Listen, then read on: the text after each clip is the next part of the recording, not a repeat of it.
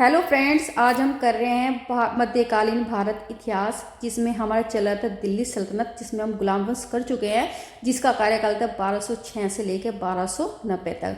अब आते हैं हमारा खिलजी वंश 1290 से लेकर 1320 ईस्वी में। इसके बाद हम पहले थ्योरेटिकल देखेंगे एनिमेशन इमेजेस के द्वारा, उसके बाद हम 130 प्लस इसमें क्वेश्चन आंसर करेंगे जो प्रीवियस ईयर में आए हैं। तो स्टार्ट करते हैं हम खिलजी वंश 1290 से लेके 1320 में।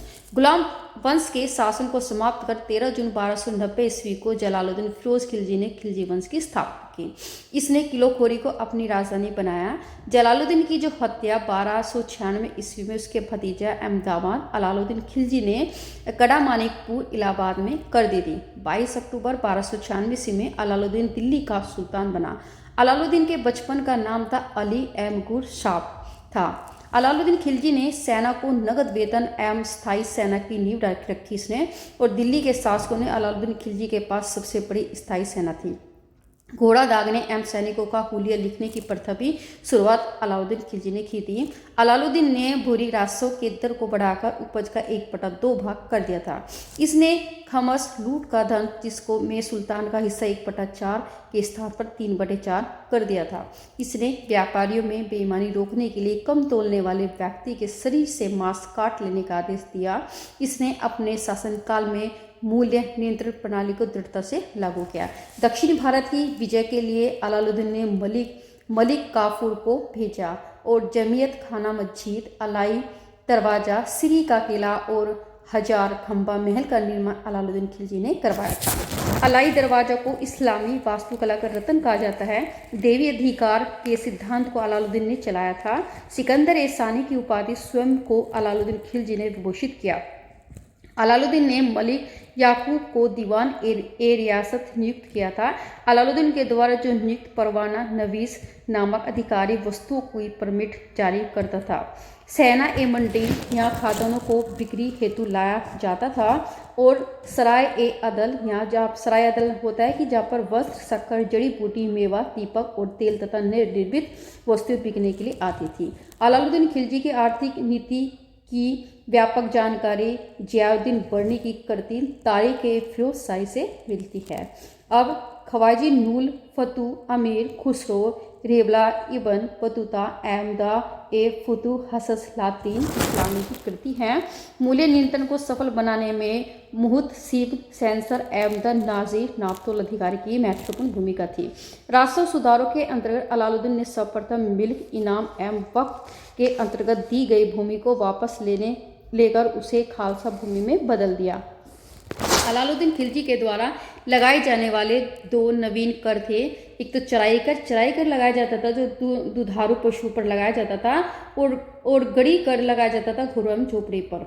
अलाउद्दीन खिलजी ने शासनकाल में 1297 में 1306 तक मंगोलों के 6 आक्रमण हुए। प्रथम आक्रमण होता 1297 में कादर खां के नेतृत्व में, दूसरा आक्रमण 1298 में सल्दी के नेतृत्व में, तीसरा आक्रमण होता 1299 में कुतलुग ख्वाजा के नेतृत्व में, चौथा था आक्रमण 1303 में तारगी के नेतृत्व में, और पांचवा आक्रमण 1305 में अली बेग अहमदा तारतक के नेतृत्व में। छठा जो आक्रमण था 1306 में कबक एवं इंकला मंद के नेतृत्व में हुआ था। अलाउद्दीन खिलजी की मृत्यु 5 जनवरी 1316 को हो गई थी। कुतुबुद्दीन मुबारक खिलजी 1316 को दिल्ली के सिंहासन पर बैठा। इसे नग्न स्त्री और पुरुष की संगत काफी पसंद थी। मुबारक खिलजी कभी कभी राज दरबार में स्त्रियों का वस्त्र पहनकर आ जाता था, और बर्नी के अनुसार मुबारक कभी कभी नग्न होकर दरबारियों के बीच दौड़ा करता था। मुबारक खान ने खलीफा की उपाधि धारण की थी। मुबारक के वजीर खुसरो खान ने 15 अप्रैल 1320 ईस्वी को इसकी हत्या कर दी थी और स्वयं दिल्ली के सिंहासन पर बैठा था, जब खुसरो खान ने पैगंबर के सेनापति की उपाधि धारण की थी। अब इसमें इंपॉर्टेंट बॉक्सेस देख लेते हैं कि जो अमीर खुसरो का मूल जो नाम था मोहम्मद हसन था।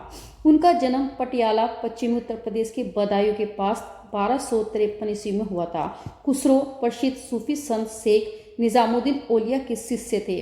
वे बलबन से लेकर मोहम्मद तुगलक तक दिल्ली सुल्तानों के दरबार में रहे। इन्हें तूती ए हिंद, भारत का तोता के नाम से भी जाना जाता है। सितार ए तबले के आविष्कार का श्रेय अमीर खुसरो को ही दिया गया है। बाजार नियंत्रण करने के लिए अलाउद्दीन खिलजी के द्वारा बनाए जाने वाले नवीन पद क्रमानुसार दीवान रियासत यह व्यापारियों पर नियंत्रण रखता था। यह बाजार नियंत्रण की पूरी व्यवस्था का संचालन करता था। सेनाई मंडी क्या थी, जो प्रत्येक बाजार में बाजारों का अधिरक्षक थी, और बरी थी, बाजार के अंदर घूमकर बाजार का निरीक्षण करता था बरी, और मुनहियान व गुप्तचर गुप्त सूचना प्राप्त करता था। आज की इस वीडियो में इतना ही। जो नेक्स्ट टॉपिक करते हैं हम तुगलक वंश 1300 लेके 20 से लेकर 1398 में। अब करते हैं जो इसमें लास्ट ईयर में एग्जाम में आए हुए क्वेश्चन वो। अब करते हैं इसमें प्रीवियस ईयर के क्वेश्चन आंसर। सबसे पहले इसमें है कि हमारा क्वेश्चन है कि 13 जून 1290 में खिलजी वंश की स्थापना की, तो किसने की थी? ये की थी जलालुद्दीन फिरोज शाह खिलजी ने। तो ये इसका क्या है? संस्थापक है। सेकंड है इसमें निम्नलिखित में से किस सुल्तान ने किलो खड़ी महल पर अपना राज्याभिषेक किया और उसे अपनी राजधानी बनाया? वो भी जलालुद्दीन फिरोज शाह खिलजी ने किया था। आगे इसमें है कि दिल्ली सल्तनत का सबसे जो वृद्ध शासक जलालुद्दीन फिरोज शाह था, और जिसका राजारोहण के समय आयु थी, उसकी आयु थी 70 वर्ष थी। तो इसी वीडियो में आपको सब कुछ याद है, क्योंकि आपने अभी थ्योरेटिकल पार्ट पढ़ के आए हो, और ये जब आप इसके क्वेश्चन करेंगे ऑब्जेक्टिव टाइप, तो इस वीडियो में आपको याद हो जाएगा। फिर देता है क्वेश्चन नंबर 4, दिल्ली के खिलजी सुल्तान कौन थे? दिल्ली के खिलजी जो सुल्तान था वो थे तुर्क थे, तो तुर्क लोग थे। आगे देश में देता है, ये भी एसएससी में आई में। फिर हमारे इसमें है कि जलालुद्दीन जो फिरोज शाह खिलजी ने सुल्तान कैगूबाद और सुल्तान की हत्या करके खिलजी वंश की स्थापना की थी। तो किसने की थी? ये की थी हमारा डी, तो क्यूमर्स ने की थी। आगे देखते जलालुद्दीन फिरोज शाह खिलजी ने सुल्तान की हत्या करे उसे यमुना नदी में फेंक दिया था। तो किसे यमुना नदी में फेंक दिया था? तो उसको किया था इसने कैकुबाद को फेंक दिया था। आगे देखते हैं इसमें दिल्ली के सुल्तान का जो पद संभालने से पहले जलालुद्दीन फिरोज शाह खिलजी को निम्नलिखित में कि सुल्तान ने आरिस ए मुमालिक सैन्य विभाग के प्रमुख अधिकारी के पद को नियुक्त किया और बरन का सूबेदार बनाया। तो किस किया था? कैकुबाद को। आगे देखते हैं इसमें कि दिल्ली के सुल्तान जो कैकुबाद क्या था? कैकुबाद था जो गुलाम वंश का अंतिम शासक, तो उसको ही मारकर खिलजी वंश की स्थापना की गई थी। दिल्ली के सुल्तान का पद संभालने से पहले जलालुद्दीन फिरोज शाह खिलजी को निम्नलिखित में से किस सुल्तान को शाइस्ता खां की उपाधि प्रदान की थी? वो कैकुबाद जो गुलाम वंश का था। जलालुद्दीन फिरोज शाह ने अपने जो ज्येष्ठ पुत्र था उसका इख्तियारुद्दीन को कौन सी उपाधि धारण की थी? तो ना खाना। आगे देखते हैं इसमें क्वेश्चन नंबर 10 कि जलालुद्दीन फिरोज शाह खिलजी ने अपने दूसरे पुत्र को मुल्तान का सूबेदार बनाकर उससे कौन सी उपाधि प्रदान की थी? तो उसने की थी उसको अरकली खां के। आगे देखते जलालुद्दीन फिरोज शाह खिलजी ने अपने छोटे भाई यकरेज खां को पद पर नियुक्त किया। किसे किया था? आरिज़े मुमालिक सैन्य विभाग का जो प्रमुख अधिकारी था उसको किया था। जलालुद्दीन फिरोज शाह ने अपने जो भतीजों को अलमास बैग और अखूर बैग और लालुद्दीन जो खिलजी को किया था पद का नियुक्त किया था? उसने किया था अमीर तुजगु। फिर हम इसमें देखते हैं कि जलालुद्दीन फिरोज शाह खिलजी ने निम्नलिखित में से कौन सा पद सर्जित किया था? तो उसने किया था दीवाने वकूफ। आगे देखते हैं कि दिल्ली सल्तनत का जो प्रथम शासक कौन था जो हिंदू जनता के प्रति उदार दृष्टिकोण रखता है? तो वो जलालुद्दीन फिरोज शाह खिलजी था, जो प्रथम शासक था खिलजी का, उसका खिलजी वंश की स्थापना की थी। जलालुद्दीन फिरोज शाह ने आज्ञा सेन नामक एक दरवेश को केवल राजद्रोह के संदेश पर फांसी दे दी। किसको दी थी? सिद्दी मौला को उसने फांसी दे दी थी। फिर आता है क्वेश्चन नंबर 16, ये मलिक छज्जू जो गयासुद्दीन बलबन का भतीजा था उसे सुल्तान जलालुद्दीन फिरोज शाह ने कहाँ का सूबेदार बनाया था? उसने बनाया था कड़ा मानिकपुर का बनाया था। सुल्तान जलालुद्दीन फिरोज शाह ने सन 1290 में रणथंभौर और सन 1292 पर आक्रमण किया। तो किस पे किया था? मंडोर पर आक्रमण किया था। फिर आता है अमीर खुसरो ने जलालुद्दीन जो खिलजी के सैनिक अभियानों का वर्णन अपनी किस रचना में करता है? तो उसने किया था मिफ्ताह उल फुतूह। फिर देखता है कि जलालुद्दीन जो खिलजी की हत्या उसके भतीजे अलाउद्दीन खिलजी के द्वारा कब की गई थी? वो क्या थे? 1296। इंपॉर्टेंट क्वेश्चन है। फिर हमारे इसमें रिपीट हो सकता है निम्नलिखित में से किस खिलजी शासक ने दिल्ली के राज सिंहासन पर बैठने के लिए अपने ससुर की हत्या कर दी थी? तो किसने की थी? अलाउद्दीन खिलजी ने कर दी थी, क्योंकि ये क्या था? एक दामाद, मतलब इसके जलालुद्दीन जो था तो उसका एक दामाद था अलाउद्दीन, और ये इसका ससुर हुआ। फिर हमारे इसमें आता है कि बादशाह क्वेश्चन अलाउद्दीन खिलजी ने स्वयं को सुल्तान कब घोषित किया था? तो उसने किया था 19 जुलाई 1296 में। Important question.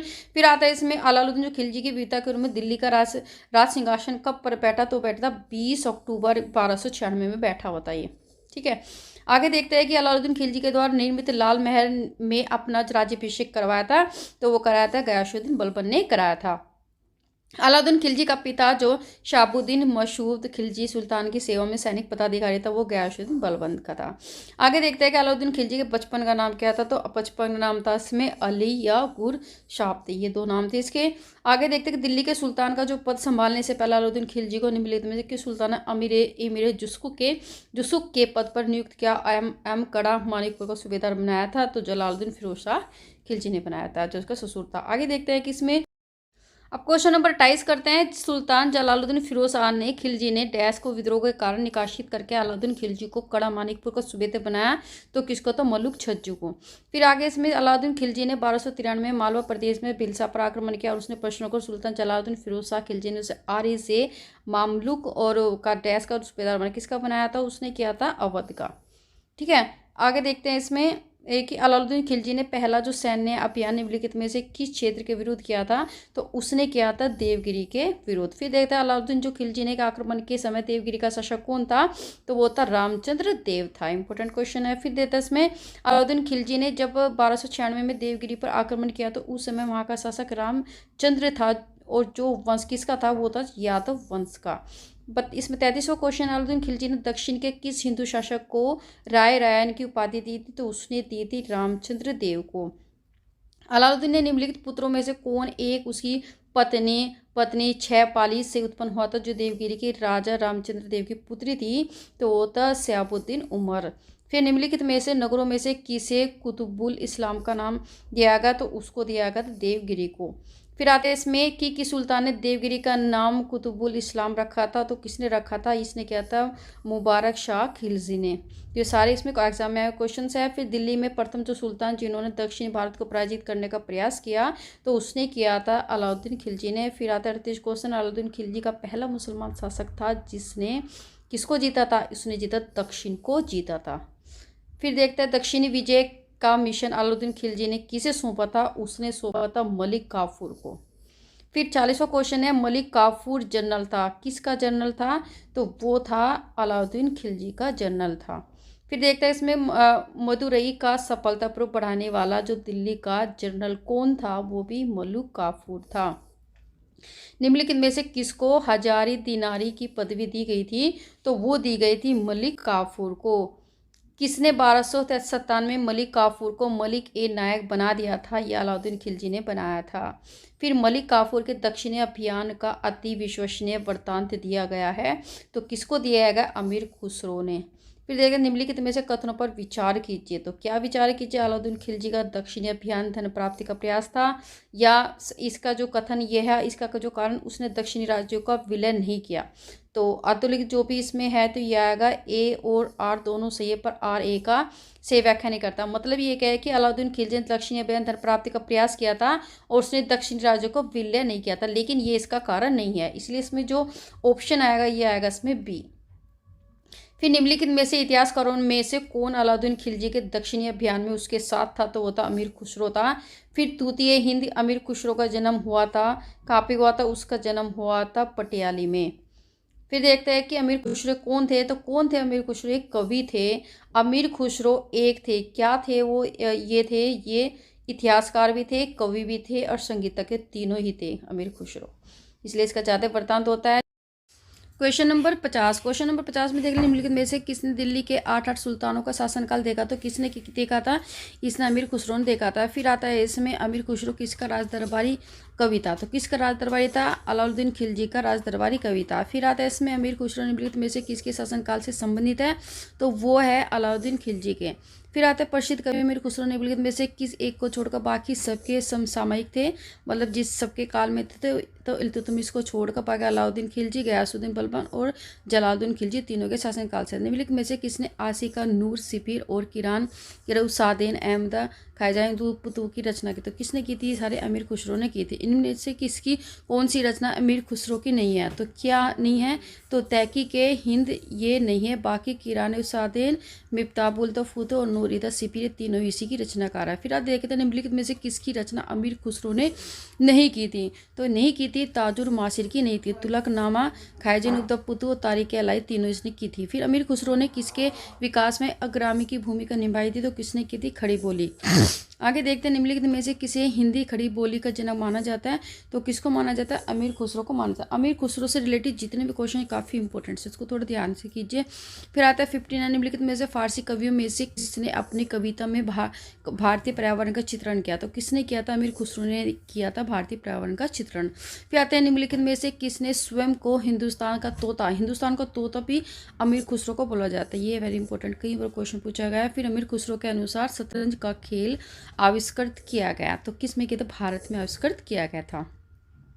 फिर नई फारसी जो काव्य शैली सबक ए हिंद एंड द हिंदुस्तानी शैली का जन्मदाता थे, तो कौन थे? ये भी अमीर खुसरो थे।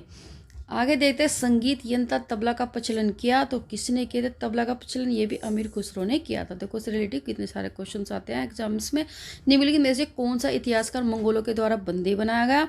तो अमीर खुसरो का जो इतिहासकार मंगोलों के द्वारा बंदी बनाया गया। फिर आज देखते हैं काव्य भक्ति के रूप में उर्दू का प्रयोग करने वाला पहला लेखक कौन था? तो ये भी अमीर खुसरो था। फिर फारसी जो कविता का भारतीयकरण करने वाला प्रथम कवि था, ये भी अमीर खुसरो था। फिर अमीर खुसरो ने किसके आदेश पर अपनी जो प्रसिद्ध मनसवी आशिका लिखी थी? तो किसके इसमें खिर्ज खा के आदेश पर उसने लिखी थी। आगे देखते हैं अमीर खुसरो ने अपनी प्रसिद्ध मनसवी आशिका किसके किए? तो आए तो ये खिर्ज खा के रिपीट होगा क्वेश्चन। फिर देखते हैं कि भारतीय संगीत ने केवल मनुष्य को अर्पित पशुओं को भी प्रभावित करता है, यह कथन किसका है? तो यह भी अमीर खुसरो का है। तो इसने जो एक बार मतलब जो चीज़ बोली तो वो भी लाइंस आती है एग्जाम्स में। मीर हसन देलवी निम्न में से किसके दरबार में था? तो ये था अलाउद्दीन खिलजी के दरबार में। किन्होंने अलाउद्दीन खिलजी के द्वारा एक ही दिन में बड़ी संख्या में नवीन मुसलमानों को कत्लेआम करने की कार्रवाई का विवरण किया? तो ये क्या था? इसामी तथा बर्नी। जब उसने राजसौ मतलब किंगशिप प्राप्त की तो वह शरीयत के नियमों आदेशों का पूर्णतः स्वतंत्र था। बर्नी का यह कथन किस सुल्तान के लिए था? तो किस सुल्तान के लिए था? ये था अलाउद्दीन खिलजी के लिए। फिर देखते हैं कि इसमें विंध्याचल की पहाड़ी को पार करने वाला प्रथम तुर्क सुल्तान था, तो प्रथम तुर्क सुल्तान था अलाउद्दीन खिलजी। अलाउद्दीन के आक्रमण के समय वांगलंग के किस राजवंश का शासन था? तो ये था काकतीय का। फिर 1303 में काकतीय शासकों की सेना ने निम्न में से किसकी सेना को वांगलंग से परास्त किया? तो किसने किया था? तो ये किया था अलाउद्दीन खिलजी। फिर देखते हैं इसमें कि अलाउद्दीन खिलजी हो गया। फिर आता है घरी अथवा गृह कर लगाने वाला दिल्ली का प्रथम सुल्तान कौन था? तो ये अलाउद्दीन खिलजी था, जिसने घरों पर और जो भी दुर्गधारू जो पशु होते हैं उसके प्रोडक्ट पर उन्होंने वो लगाया था, कर लगाया था। निम्नलिखित में से किस सुल्तान ने मवेशियों पर कर लगाया? तो मवेशियों पर जो दुधारू पशु होते थे ये भी अलाउद्दीन खिलजी ने लगाया था। अलाउद्दीन खिलजी ने निम्नलिखित में से किस कर की शुरुआत की थी? तो किस करी थी? घड़ी, जो भी झोपड़े घरों पर लगाया जाता था। फिर आ जाते हैं राजस्व सुधारों को सर्वप्रथम किसने चलाया था? तो किसने सुधार चलाया था? अलाउद्दीन खिलजी ने चलाया था। फिर है कि जो बाजार विनिमय जो प्रणाली आरंभ की गई थी, तो ये की गई थी अलाउद्दीन खिलजी के द्वारा। ये जो आता है हमारे खिलजी वंश से बहुत सारे क्वेश्चंस बनते हैं। फिर आते हैं कि बाजार नियंत्रण प्रथा भी अलाउद्दीन खिलजी ने की थी। निम्नलिखित में से कौन सा जो अधिकार अलाउद्दीन खिलजी के बाजार नियंत्रण से संबंधित नहीं है? कौन नहीं है? दरोगा ए मंडी, जो बरीद ए मंडी ये भी है, दीवान रिशायत और सहना ए मंडी, तो तीनों है ये, सिर्फ ये नहीं है, डी नहीं है, दरोगा ए मंडी।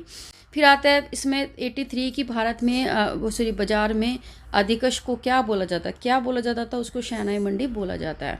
फिर निम्नलिखित में से किस सुल्तान ने बाजार सुधार लागू किए गए थे? तो ये भी किए थे अलाउद्दीन खिलजी ने। फिर निम्नलिखित में से किस मध्यकालीन शासक ने सार्वजनिक वितरण प्रणाली प्रारंभ की थी? सार्वजनिक वितरण प्रणाली अलाउद्दीन खिलजी ने ही की थी। दीवान ए मुस्त खराज की स्थापना किसने की थी? तो ये अलाउद्दीन खिलजी ने की थी। दीवान ए मुस्त खराज का संबंध किससे है? तो किससे है? ये संबंधित है भू राजस्व से, मतलब उसे राजस्व प्राप्त करना भूमि से। फिर आता है कि दीवान ए द मुस्त खराज विभाग की स्थापना की गई थी। किसके लिए की गई थी? बकाया लगान की वसूली के लिए स्थापना की गई थी। फिर आता है निम्न मुस्लिम जो सुल्तानों में से किस एक ने मूल्य नियंत्रण पद्धति को पहली बार लागू किया था? तो पहली बार लागू किया था अलाउद्दीन खिलजी। तो आपको खिलजी वंश यहीं पे सब कुछ याद होगा इस वीडियो में। आगे देखते हैं इसमें अलाउद्दीन खिलजी ने गल्ला बाजार तथा प्रथम अधिनियम जो संबंधित था, किससे संबंधित था? सभी प्रकार के गल्लों का भाव निश्चित करने के संबंधित में। फिर आता है कथन इसमें कि अलाउद्दीन जो खिलजी ने दिल्ली में मूल्य नियंत्रण लागू किया था। ये किया था, सही है। वह दिल्ली में अपने राज्य भवन के निर्माण में लगे हुए कारीगरों को कम वेतन देना चाहता था। अब ये इसमें कथन दिया है, ये इसका कारण दिया गया। तो इसमें देखते हैं कि क्या है। तो इसमें क्या है कि ए तो सही है, मतलब ये है कि अलाउद्दीन खिलजी ने दिल्ली में मूल्य नीति लागू किया था, लेकिन इसका कारण ये नहीं हो सकता कि वह दिल्ली में अपने राजभवन के निर्माण में लगे कारीगर का वेतन कम करना चाहता था, ऐसा नहीं था। तो इसमें ए सही है, परंतु आर गलत है। आगे देखते हैं इसमें 92 सल्तनत वंश का विशालता में जो स्थायी जो सेना किसका भुगतान सीधा रास्तों के द्वारा किया गया और बनाया गया था, तो ये किया गया था हम अलाउद्दीन खिलजी के द्वारा। दशमलव जो प्रणाली का आधार पर सेना का गठन किया गया था, किसका गठन किया गया था, ये किया गया था अलाउद्दीन खिलजी ने किया था इसका गठन। फिर आते ही झारखंड PSC में आया हुआ है। फिर नगद जो वेतन के बदले इक्ता का आवंटन बंद कर दिया था, तो किसने बंद किया था, ये अलाउद्दीन खिलजी ने किया था। जो किसने इक्ता प्रणाली चलाई थी, इल्तुतमिश ने, तो ये इसने यहाँ पे बंद कर दिया था। दिल्ली सल्तनत में कौन पहले मुसलमान ने कृषकों के साथ प्रत्यक्ष संबंध स्थापित किया था, ये अलाउद्दीन खिलजी ने, इसने किया था। फिर आता है 96 दिल्ली में कि सुल्तान ने उत्पादन उपज का 50% भू राजस्व के रूप में वसूला था, तो 50% जो वसूला था अलाउद्दीन खिलजी ने वसूला था। आता है 97 की सुल्तान के काल में खालसा भूमि अधिक पैमाने पर विकसित हुई थी, तो अलाउद्दीन खिलजी के काल में हुई थी। फिर आता है इसमें निम्नलिखित मुस्लिम जो शासकों में से कौन लूट में प्राप्त धन का 80% राज्य के रूप में लेता था, कर के रूप में लेता था, ये लेता अलाउद्दीन खिलजी। फिर आता निम्नलिखित में से किस एक अलाउद्दीन खिलजी ने स्थापित किया था, तो किसको स्थापित किया था, इसने किया था दीवाने रियासत। फिर आता है कि किस दिल्ली सुल्तान ने स्वयं को दूसरा सिकंदर या सिकंदर सानी कहा था, तो किसने किया था सानी, इसने अलाउद्दीन खिलजी ने किया था। फिर आगे देखते हैं कि ये आता है 101 क्वेश्चन कि सिक्कों पर तारीख लिखने की प्रथा किसने शुरू की थी, तो किसने शुरू की थी, अलाउद्दीन खिलजी ने की थी। फिर आता है किसने मद निषेध, जुआ खेलने वाले एवं भांग खाने पर प्रतिबंध लगाया था, अलाउद्दीन खिलजी ने लगाया था। फिर 103 क्वेश्चन कौन सा सुल्तान नया धर्म चलाने चाहता था किंतु उलेमा लोगों ने विरोध किया था, तो किसने किया था, अलाउद्दीन खिलजी। फिर आता है निम्नलिखित सुल्तानों में से कौन सा उलेमा की इच्छाओं का पालन नहीं करता था, कौन नहीं करता, अलाउद्दीन खिलजी नहीं करता था। फिर आता है कि राज्य कार्यों में उलेमाओं का विरोध सर्वप्रथम किसने किया था, तो ये भी किसने किया था, अलाउद्दीन खिलजी ने किया था। फिर वह सुल्तान कौन था जिसने खलीफा के अधिकार को मानने से इनकार कर दिया था, तो खलीफा को मानने से इनकार अलाउद्दीन खिलजी ने किया था। 107 क्वेश्चन है निम्न में से किसने कहा था कि उसे सरा की चिंता नहीं है, तो सरा की चिंता किसे नहीं थी, अलाउद्दीन खिलजी को नहीं थी। अलाई दरवाजा का निर्माण किस सुल्तान ने करवाया था, तो किसने कराया था, ये भी अलाउद्दीन खिलजी ने कराया था। फिर अलाई जो दरवाजा किस विश्व विरासत स्थल में है, तो वह कुतुब मीनार के स्थल में। फिर आता है इसमें कि 110 क्वेश्चन है कि जो प्रथम अवशिष्ट जो वास्तविक जो गुंबद निमांकित से प्राप्त है, किससे प्राप्त है, तो अलाई दरवाजा। फिर आता है इसमें कि घोड़े की नाल के आकार का मेहराब जो सर्वप्रथम प्रयोग में लाया गया, तो ये अलाई दरवाजे के रूप में, जो अलाई दरवाजे में जो आकार मेहराब के में सर्वप्रथम प्रयोग किया गया था। फिर आता है इसमें कि भारतीय जो इस्लामी शिल्प कला जो भी कुतुब मीनार एवं अलाई जो दरवाजा जैसे स्मारकों का दृष्टिगोचर है, भारत में किस युग से संबंधित है, तो ये जो हमारा जो कुतुब मीनार है गुलाम वंश के द्वारा बनाया गया, अलाई दरवाजा खिलजी वंश के काल में, तो ये सारे किसके हैं, दिल्ली सल्तनत के काल के हैं। आगे देखते हैं इसमें कि घोड़े की जो नाल के आकार में मेहराब सर्वप्रथम प्रयोग में लाई गई थी, तो ये लाई गई थी अलाई दरवाजा। फिर आता है कि भारतीय जो इस्लामी शिल्पकार को जो कुतुब मीनार अलाई दरवाजा स्मारकों से दृष्टिगोचर भारत के किस युग से संबंधित है, तो वो तो दिल्ली सल्तनत के इससे ही संबंधित है। फिर आता है कि नीचे 2 वक्ते दिए गए हैं, एक कथन है और दूसरा उसको चिंतित किया है। सबसे पहला है कि कथन दिया अलाउद्दीन ने श्री दुर्ग का निर्माण किया, सही है। अब ये है कि वह मंगोलों से दिल्ली को सुरक्षित रखना चाहता था, तो अब इसमें देखते हैं कि किसमें कौन सा सही है, तो इसमें सही है हमारा बी, ए और दोनों सही है, परंतु ए सही व्याख्या नहीं करता। मतलब कहते हैं कि ये अलाउद्दीन श्री दुर्ग था और इसका मंगोलों के द्वारा दिल्ली को सुरक्षित करना दोनों ही था, लेकिन ऐसा नहीं है कि जो इसका कथन का ये कारण हो सकता है, ठीक है। तो इसलिए इसका ऑप्शन है हमारा कौन सा है, तो ऑप्शन हमारा बी है। फिर हम देख सकते 114 किसके शासनकाल में सबसे अधिक मंगोल आक्रमण हुए, सबसे ज़्यादा हुए थे अलाउद्दीन खिलजी के, 6 आक्रमण हुए थे। फिर जो आप थ्योरेटिकल वाले में पढ़ चुके होंगे, अलाउद्दीन खिलजी के प्रसिद्ध सेनापतियों ने जिसकी मंगोलों के विरुद्ध लड़ते हुए मृत्यु हो गई थी, किसकी मृत्यु हुई थी, जफर खां की मृत्यु हो गई थी। फिर 306 में सन के बाद अलाउद्दीन खिलजी के समय दिल्ली के सुल्तान मंगोलों के बीच सीमा क्या थी, ये थी सिंधु।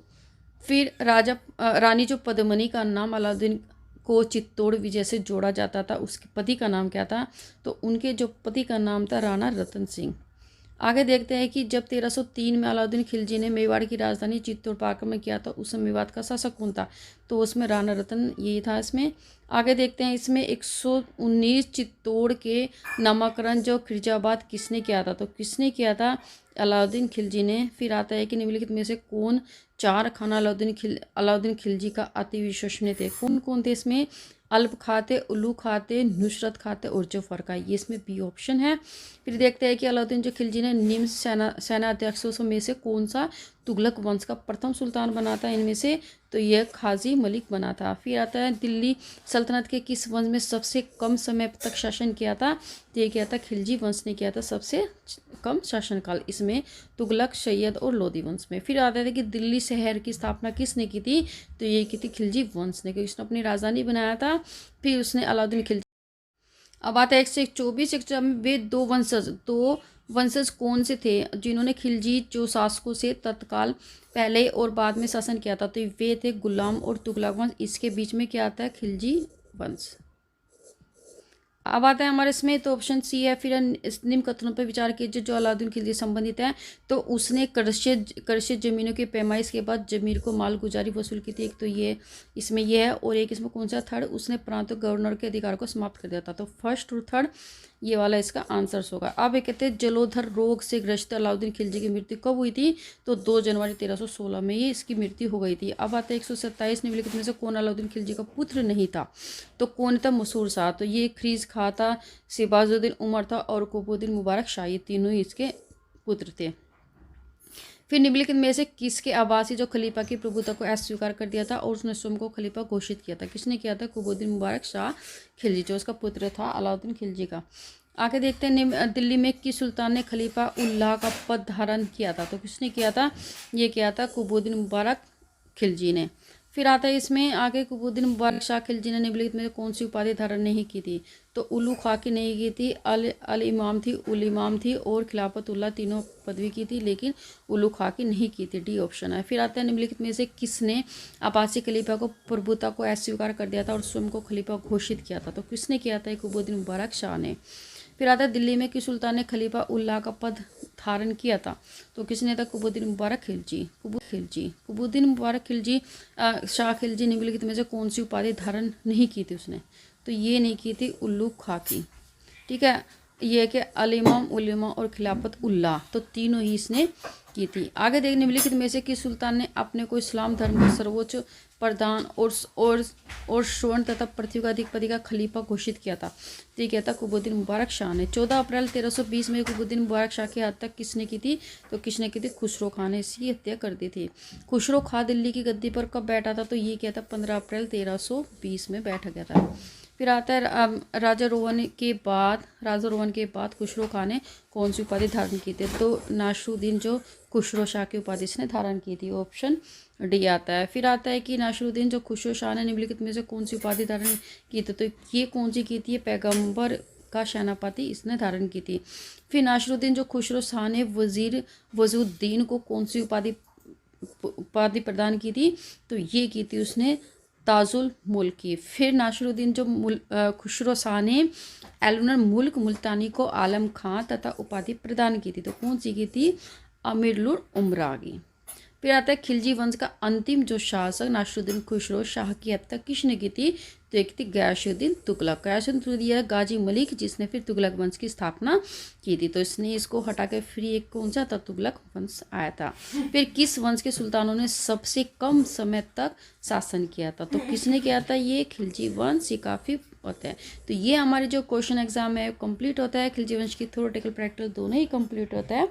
तो आपको मिलते हैं नई वीडियो में तुगलक वंश के टॉपिक के साथ। तब तक के लिए अपना ध्यान रखिए। यदि चैनल को सब्सक्राइब नहीं किया तो चैनल को सब्सक्राइब कीजिए। Thank you for watching.